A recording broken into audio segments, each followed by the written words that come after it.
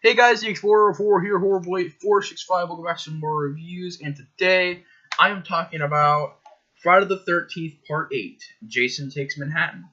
Now, I know it's been a minute since I've done a movie review. It's been a couple of days. It's been a long time since I've done a review on a Jason film, and I do apologize for that. I kind of wanted to just take a little bit of a breather from doing these reviews. I'm already at Part 8, and I reviewed 7 movies from the franchise, and I kind of want to do a little bit of different stuff, so we got a couple of broadcasts done.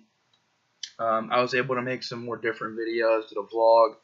But today I'm back on track doing some more Friday the 13th reviews with Part 8, Jason Takes Manhattan.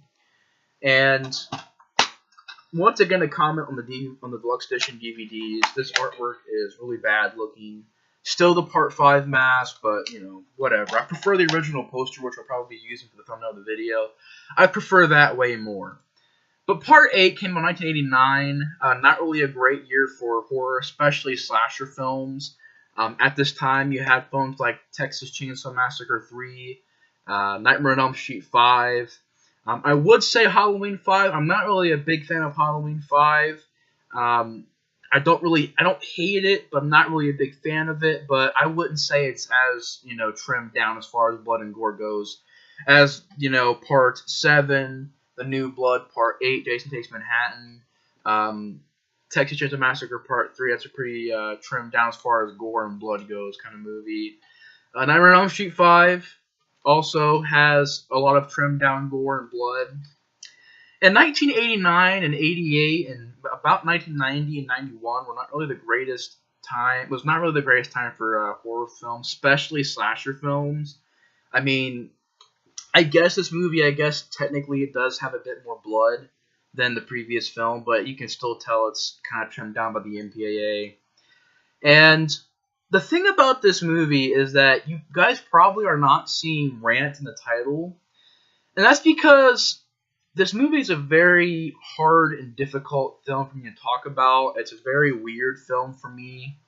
It's a movie that I don't watch a lot. It's a movie that I honestly don't care too much about. It's one of the weaker ones in the franchise, without a doubt. It's very confusing at times, a very weird film. A film that should have been a fun idea, but instead took a different turn. But I don't know. There's something about this movie that makes it to where I can't rant on it. Now, I can rant on Jason X. I hate Jason X. I can't stand Jason X. But this movie, I don't know. For some reason, I can't rant on it. This movie was directed by Rob Hedden. Now, I'm not really too sure what this guy has made. Apparently, he was a writer on the movie The Condemned, a writer on Clock Stoppers. As far as directing goes, I don't really know how much. Directed 13 Things. A lot of this is TV stuff. I guess he directed... Well, not really. It's just a lot of TV stuff. I mean, really, one called Box Borders and You May Not Kiss the Bride. Those are like the newest films he's actually directed. The rest of the stuff is TV stuff and TV movies. But I don't know. Friday the 13th Part 8, Jason Takes Manhattan, is definitely a weaker film. For me, I really don't know what to say about it. This is going to be one of those reviews where it's going to be hard for me to really give an honest, actual opinion, because it's going to probably confuse some people. But, even though it may sound like I'm ranting on the movie, I mean, I don't know. I mean, it depends. It depends on when I watch it and how I'm in the mood for when I watch it and how I come out of viewing this movie, how I feel after I view this movie. And the last time I watched this movie, because I did a big marathon before I did these franchise reviews, I thought that it was definitely a more weaker film. It's definitely a movie that, it has a lot of problems, a heck of a lot of freaking problems. But I can say that there are some stuff that saves the film for me. I guess the kills, a couple of them are pretty good, pretty decent. I like the idea of Jason going to Manhattan. That's a freaking awesome idea. But the problem is they don't freaking do it in the movie. Or they barely do it. You get Manhattan for like 20 minutes. Now, if you count that, I don't count that as a freaking... I don't really see why they put that as the freaking main thing. Like, it could have been easily Part 8, Jason Jason on board, or Jason, Jason on a boat or something like that. You could have had it where it is on a boat and they just so happen to come on the shore of Manhattan. The main focus of this movie was supposed to be Manhattan. And I'll get to the reasons why, and I guess some of the reasons I can see, some of them I don't really agree with. But, I'll get to the reasons of why it's not really in Manhattan that much in a minute. But, I don't know, this movie does have some decent effects. It does have Kane Hodder does come back and play Jason. He gives a good performance as Jason. The makeup on Jason is pretty cool. The look of Jason is pretty cool. The gritty atmosphere of New York City was done very well. When he is in New York, it's pretty fun. The last 20 minutes is pretty fun. I mean, he's in New York, and he's using there's different surroundings in the city and stuff like that. That stuff I didn't mind. But besides that, really, honestly, I can see people hate this movie. I can see why people don't like this movie. And that's why I said it's like I bounce back and forth. I mean, I guess I can say that it's watchable. That's all I got for this movie, guys. That's all I got for Part 8, is that it's watchable. I mean, it's not... At least it's not like Jason X, where every single character sucks, where all the effects suck, the main idea sucks.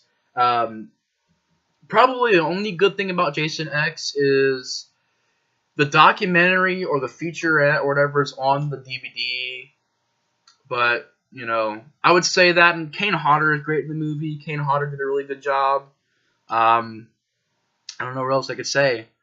But we'll get to Jason next week when we get to it. But at least with this movie, I can say that, Kane Hodder is in the movie. The look of Jason is pretty awesome. The Manhattan idea, when it's there, is pretty fun. Some of the kills are pretty fun. The atmosphere of New York was pretty gritty. I like the atmosphere. I like the opening song. The darkest side of the night. Da-na-na-na, and try to survive on the darkest side. Like, I like that song. Definitely a good song. So I can definitely say that song was pretty good. The rest of the soundtrack, I'm not a big fan of. Because it's this very weird version, I guess, of Harry Manfredini's score. You don't really hear a lot of it in this movie. As a matter of fact, I can't even remember a scene where you hear Harry Manfredini's music. It's a bunch of weird synthesizers, and basically they're trying to experiment with the new score. I didn't like it. Same with Part 7. Not really a big fan of Part 7. That messed up lullaby kind of score. I didn't really care for it. This does not fit the movie. If it's not Harry Manfredini, like, I would even say the remake has a better score. And, the remake is decent with the score. Score-wise, it's decent, but it's not as good as Harry Manfredini's. But that score is better than Part 7 and Part 8. I'm sorry. The one thing in Part 8 is the main song, the main theme of the movie, the main song, Dark Side of the Night. That's pretty much the only good piece of music in the movie. The rest of the music in the movie is either forgettable or it's very experimental. Some of Part 7 is very experimental, and it just does not fit a Friday the 13th film. And this movie definitely missed Harry Manfredini's score. If it is in the movie, it's barely in the movie, because I can barely remember anything that was in the movie from Harry Manfredini's score. But the story, at the beginning of the movie, this couple is out at Crystal Lake. They put an anchor down. They're going to pretty much stay out in the lake on this yacht. And the anchor goes across this power line that shocks, like it pretty much cuts it, and the power line shocks Jason and brings him back to life. Jason goes on the ship and kills the couple. And then there's actually a giant cruise ship leaving from Crystal Lake to Manhattan for this. I think it's either it's a college or a high school. And the idea they're going to go on this freaking cruise to New York is like, what the freak?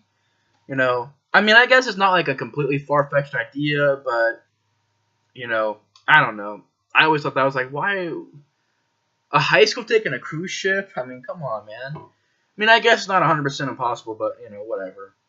Jason, gets on the cruise ship, starts killing people on there. There's only a handful of them left. They get off the cruise ship after they try to fight Jason, but they really can't do anything to Jason. A handful is left. They get off the ship. They escape. They find themselves in Manhattan. Jason follows them there. You have Jason in Manhattan for like 20 minutes, which is pretty fun.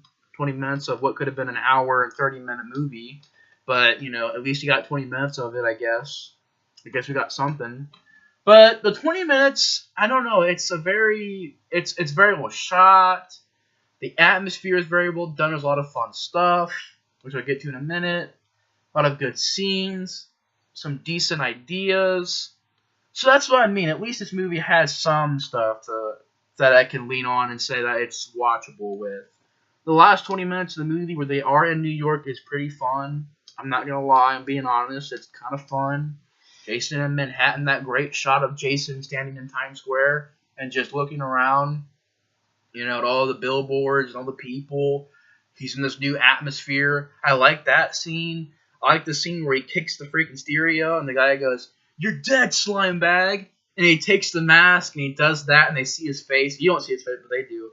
You get the reactions like, "Hey, man, it's cool. It's cool, man. It's cool." And they run away. Jason puts the mask back down and just traces the other, you know, survivors. So that's a pretty fun scene. You know, the scene where the boxing scene, which I'll talk about more in detail in a minute. That was a pretty awesome scene. The subway chase scene, the sewer tunnels were pretty good. Although the ridiculous idea that the sewer tunnels overflow with toxic waste at midnight every night is freaking ridiculous. But, you know, for what it is, I mean, the sewers, it was a pretty fun chase scene. Pretty fun ending. Besides the freaking fact that there's like freaking gallons upon gallons of toxic waste.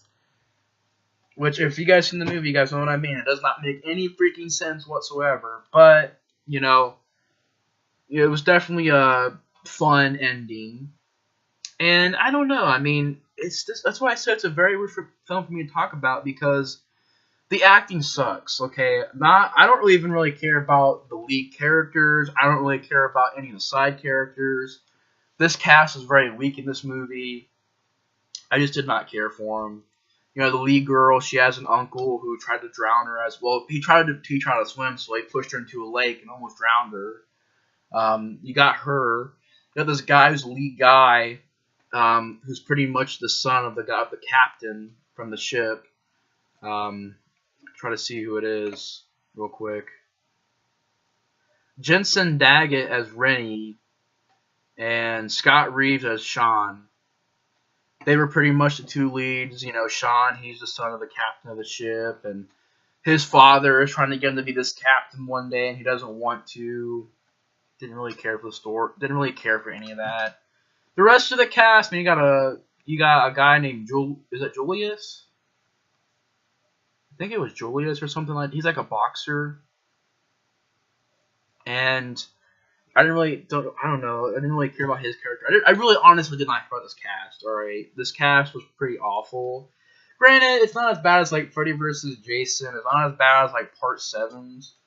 It's not as forgettable, I guess. But, you know, it's still not a really good cast. The movie, when it's on the ship, is very slow. Very, you know, just a very extremely slow and boring pace when they're on the cruise ship. The kills are pretty fun. Jason takes a freaking guitar and just hits a girl in the head with it, and you see a POV of the guitar hitting the camera and the blood squirting. This guy he's in like a freaking sauna, gets a freaking like hot, like a steam rock or whatever, pushed into his chest. This one girl gets freaking just strangled. I'm like, that's freaking it, just strangled. That's it. That's the freaking death scene. There's one scene where a guy, I guess, got stabbed in the back, I guess, with like an axe or something like that. One guy gets freaking thrown and impaled in this thing. This like pole sticking out of the ship. The guy who tried to teach his, I guess, niece to learn how to swim, he gets pretty much drowned in a barrel of toxic waste. The kills get better when it's in Manhattan. I mean, you got this guy gets a freaking pipe wrench smacked on his head. There's a scene where the Julius character, I think his name is Julius or something like that, the boxer guy, he's boxing Jason, and Jason just takes him in one swoop, takes his head off. So you got those death scenes are pretty fun, where he kills the punks, where he sticks the freaking needle through this guy and it goes through his chest. takes a guy, smashes his head on a pipe, breaks the pipe through, and kills the guy. Some pretty fun death scenes when they actually get to Manhattan, though. And I don't know. I mean, there's some decent scenes for overall. I mean, it's watchable, but you know, I can definitely say people don't like this movie. It's definitely one of the more weaker ones. It's definitely one of the ones that's hard for me to review because, I mean, I guess the New York aspect of it was done well. The rest of the movie, like the rest of the hour and 10 minutes or something like that. The rest of the freaking beginning of the movie, about the hour and 10 minutes, something like that, is boring. It moves slow. The acting is horrible. The death scenes, I guess, are there. They're just okay. Not too much as far as dialogue goes. The score pretty much sucks, besides the one song. And I don't know. For me, Part 8 has always been a movie that I bounce back and forth on because I don't watch a lot. You know, it's a very confusing movie because you have stuff like this. Alright, I don't know if you guys can see it, but Jason has hair. Okay, there's parts where Jason isn't even deformed. Because for some freaking reason, this lead girl can see ghosts of Jason, or the kid version of Jason. And sometimes he ain't even deformed. He's just a normal kid with hair. I'm like, this is not Jason. And then there's parts where he'll be deformed, but he'll have hair. And there's parts where he'll be deformed, and he'll have no hair. What the freak is that all about?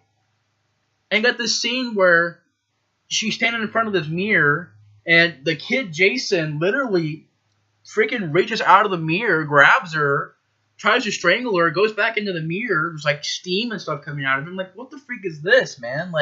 Why was there this supernatural ghost aspect part of this movie? It's very goofy. That stuff was very goofy. And the scene where, at the ending, where Jason gets toxic waste dumped on his face, and he takes the mask off, and the face is all deformed, and I don't know. I mean, I guess the design is a little off, but I don't freaking know. I mean, I guess it's a decent effect, I guess. The problem I have with that scene is you got Jason going, "Mommy, don't let me drown. Mommy," and he starts throwing up water, and the toxic waste dumps on us, pretty much how he dies. And when the toxic waste goes down, all it is a kid version of Jason. It's so confusing. It does not make sense. There's stuff in this movie that literally does not make any sense. And Jason, this is also a common problem in this movie. Jason teleports everywhere. There's literally a freaking scene where there's a girl standing right here. She looks over here, here's Jason. She looks over here, here's Jason. She looks back over, here's Jason. She looks over, he's gone over here. She looks back over, he's right there and grabs her and strangles her. What the freak is that? I mean, I get it. I guess in a video game he can't teleport, but that's a video game. I mean, I can have fun with that idea. But here, it's kind of ridiculous. There's scenes where this one guy climbs a ladder, gets about halfway there. Jason just stands there, actually almost to the top of the ladder, and then he just pops at the top of the ladder and grabs him and throws him off, and the guy gets impaled on a freaking pole or something, or a freaking pole on the ship. And the teleportation is so obvious, and it's annoying. It really is annoying. And I get it. People are like, well, it's in the video game. But yeah, that's the video game. I can find that in the video game. At least in the video game, you can only teleport, a certain amount of times. But then again, it's a video game. That's not really a film. So I guess people are like, well, in the video game, you can teleport. But I don't know. Just in the movie, it felt very annoying because he was just teleporting everywhere. And I don't know. I mean, Part 8, it's watchable. I mean, I guess if we're doing a marathon, I wouldn't skip over it. I mean, I would watch it. I skip over Part 10 a lot. I watched Part 10 this previous time, but usually I skip Jason X. But for me, I don't really skip Part 8. I just almost fall asleep when I'm watching it. But I guess it's watchable for the last 20 minutes. There is some good stuff to it, at least. But it is definitely one of the more weaker ones. I'll agree with that. But anyways, guys, thanks for watching my review of Friday the 13th Part 8, Jason Takes Manhattan. Sorry it took me a little bit to get back on track with Jason reviews, but I'm actually going to start continuing now. Tomorrow, if you guys see a review tomorrow, it might be a total different quality of camera because I actually got a camera coming in. I should be here by tomorrow. An HD 1080p camera, so my quality be like boom HD. So tomorrow you guys should be seeing some videos from my HD camera, and they'll be a little bit different, hopefully. And yeah. So anyways, guys, thanks for watching my review of Friday the 13th Part 8, Jason Takes Manhattan, and I'll see you guys in the next review. The Explorer 4 out.